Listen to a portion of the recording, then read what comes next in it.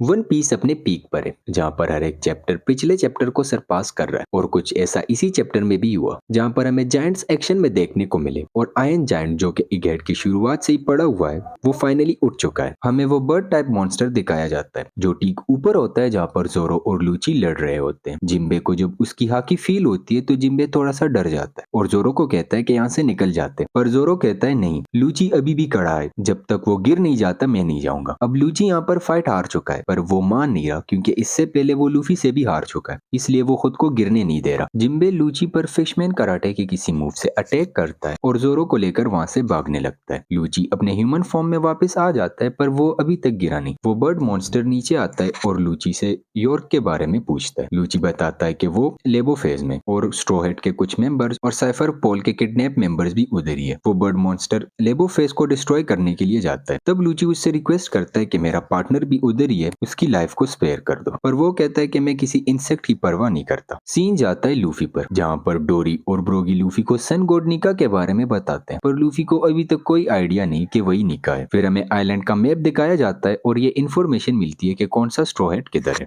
Sanji ने डोरी और ब्रोगी को कहा होता है कि लूफी को लेके यहाँ से निकलो, तो डोरी एक हॉर्न बजाता है जो कि एक टाइप का रिट्रीट सिग्नल होता है और सारे जायंट्स इगेट आइलैंड से रिट्रीट करने लगते हैं। गोरो से लूफी के सामने खड़े हैं, तो इतनी आसानी से वो लोग लूफी को जाने तो देंगे नहीं। यहाँ पर जो पिग वाला मॉन्स्टर है वो लूफी की तरफ कॉन्करर्स हाकी की एक वेव रिलीज करता है जो कि बहुत पावरफुल होती है, इतनी पावरफुल कि वो पूरे आइलैंड को इफेक्ट करती है। लूफी का काफी फनी रिएक्शन होता है। फिर मर्क्यूरी लूफी पर अटैक करता है, पर डोरी और ब्रोगी उसको ब्लॉक कर लेते हैं और मर्क्यूरी को पीछे फेंक देते हैं। सेटन भी उधर ही खड़ा है, तो वो अपने मुंह से वेनम के कुछ गोलों से उन पर अटैक करता है। यहाँ पर हमें लूफी की इमेजिनेशन वाली पावर फिर से दिखती है। वो एक पेड़ उखाड़ता है और उसको बेसबॉल बैट में कन्वर्ट कर देता है और उन गोलों पर स्ट्राइक मारकर सेटन और मर्क्यूरी पर वापस फेंक देता है, जिससे एक बहुत बड़ा एक्सप्लोजन होता है और वो लोग रिट्रीट करने लगते हैं। वो पीछे देखते तो गोरो से हील हो चुके। लूफी बोलते हैं कि इनको किसी भी अटैक का डैमेज ही नहीं पड़ रहा, ये लोग इतनी जल्दी हील कैसे हो जाते हैं। डोरी और ब्रोगी भी कहते हैं कि हमने आज तक किसी इमोर्टल रेस के बारे में नहीं सुना। अब जायंट्स जो कि इतने सालों से जिंदा है और जिनको मोस्ट प्रोबेबली वॉइड सेंचुरी की भी नॉलेज है, उन्होंने भी किसी इमोर्टल रेस के बारे में नहीं सुना, तो आखिर गोरो से है कौन। खैर सीन जाता है बोनी और फ्रैंकी पर, जो शिप की तरफ भाग रहे होते हैं और उनके सामने कुछ वॉइस एडमिरल्स आते हैं। चैप्टर के एंड में हमें दिखाया जाता है आयरन जायंट, जो लिटरली एग हेड के स्टार्ट से ही पड़ा हुआ है, वो उठ चुका है और वो कहता है I am sorry Joy boy, और यहाँ पे चैप्टर एंड हो जाता है।